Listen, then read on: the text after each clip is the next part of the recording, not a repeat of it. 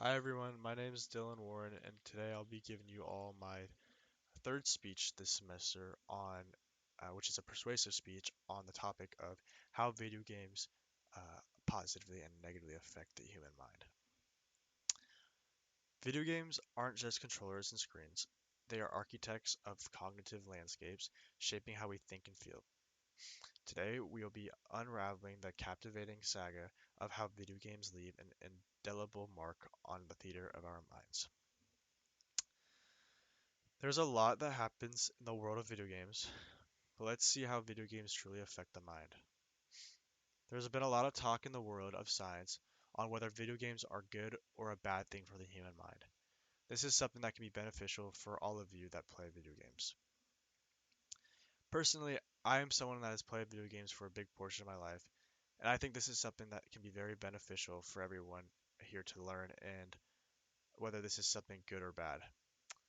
Um, Video games are deeply modern and deeply ingrained in modern culture. They significantly shape the cognitive process and emotional responses and behaviors of humans in their day-to-day lives. My goal for this speech is to inform or persuade and teach you all more about how video games positively and negatively affect our minds. To start the speech, I would like to start with diving deeper into the subject on how video games affect the mind. My goal for the audience is to understand both sides of the situation and how video games can positively affect the mind and how they can negatively affect the mind as well. Let's begin by talking about the world of gaming and where it all started. It started in 1959. William Higginsbotham, a physicist, was known for helping make, or he was a part of the team that helped make the nuclear bomb. What he created was the first video game that was essentially the game that is like a tennis game with the two blocks and the ball, and you would hit the ball back and forth trying to score it into the both goals on both sides, or get it past the both rectangular squares on both sides. Um, he was able to create this game through a computer that he used to calculate ballistic missiles trajectory. Um, with that, um, I like to dive deeper on how gaming can positively affect the human mind. Um, A quote from Terry DeMeo from the Cincinnati Enquirer: "Researchers found that the children who reported playing video games for 21 hours a week were faster and more accurate on cognitive tasks than those who never played."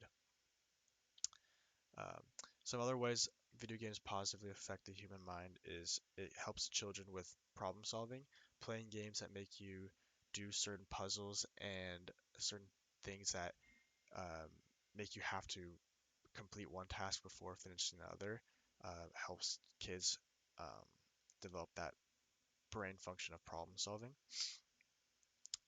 Another thing that positively affects the mind is the use of memory.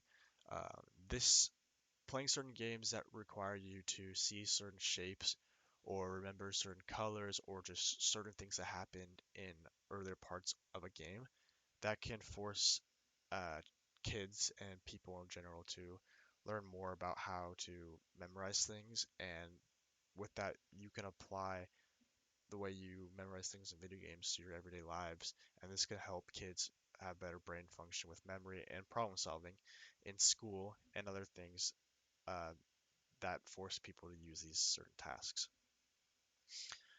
With that, I like to transition to some of the negative effects that video games have on the mind.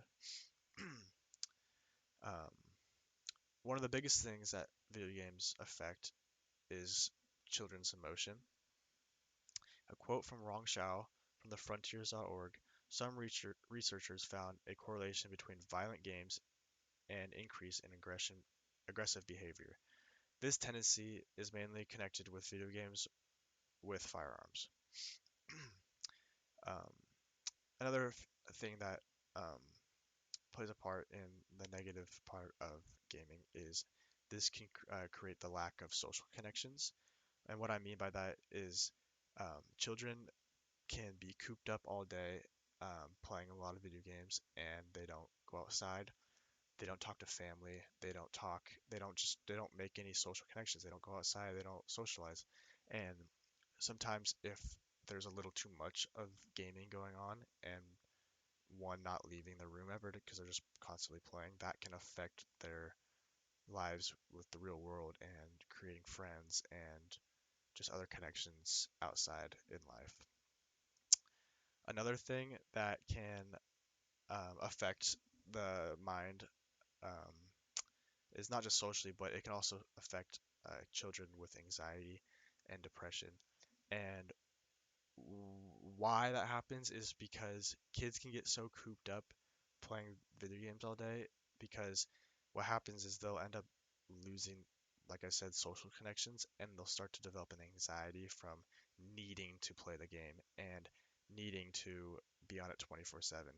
And what happens is depression kicks in from, parents not allowing them to do that. So, um, like when they don't get what they want and people just stop doing something they love, they'll become clinically depressed and just lose just that good feeling, good happiness in their lives.